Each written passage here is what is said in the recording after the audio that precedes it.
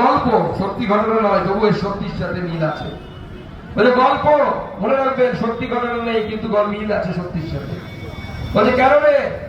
বলছে মুর্শিদাবাদে ঘুণ হলো, দাঙ্গা হলো, চন্দন মন্ডল, হরগোবিন্দ মন্ডল এরা মারা গেল।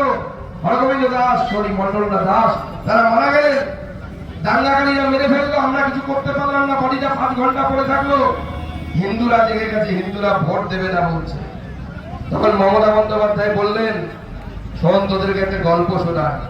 বলে কিসের গল্প? বলছে রামায়ণের গল্প। বিরাটকে বলছে, ববিদা বলছে আচ্ছা দিদি শোনান।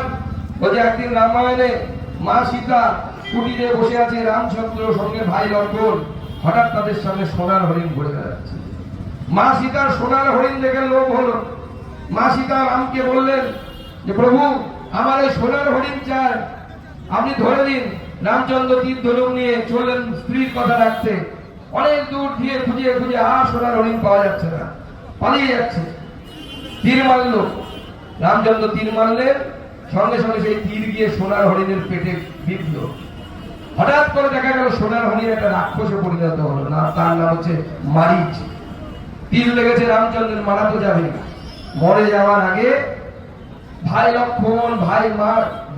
লক্ষ্মণ সীতা বলে চিৎকার করে মারিচ মারা গেল, রামচন্দ্রের গলা নকল করে।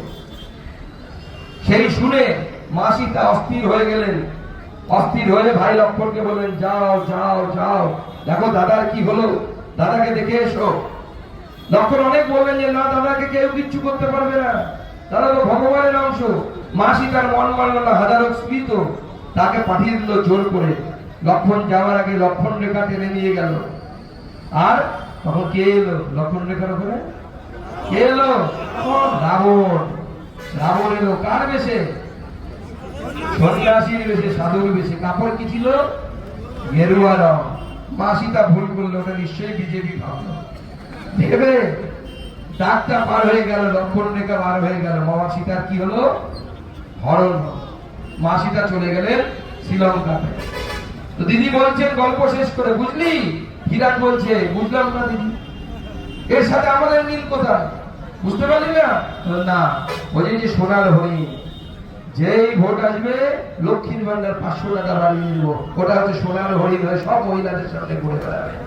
ভুলে যাবে যে, তারা ভুলে যাবে আমার স্বামী, আমি তো লক্ষ্মীর ভান্ডার পাচ্ছি, আর আমার নারায়ণ কোথায়? আপনি লক্ষ্মীর ভান্ডার পাচ্ছেন, আর আপনার নারায়ণ রাস্তার ধারে চপ ভাজছে। হাই রে লক্ষ্মীর ভান্ডার, চাকরি নেই, আপনি লক্ষ্মীর